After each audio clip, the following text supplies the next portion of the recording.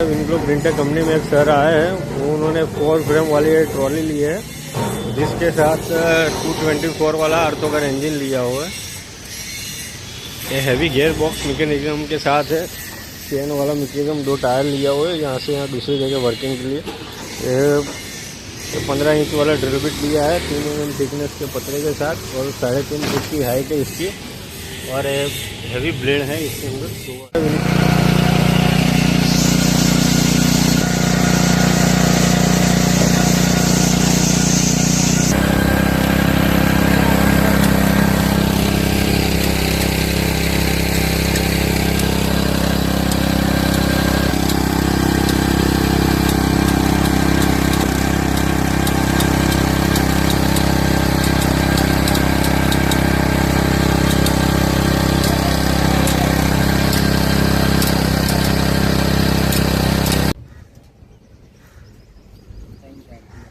પેલા ડ્રીલ કોની લો સંજયભાઈ?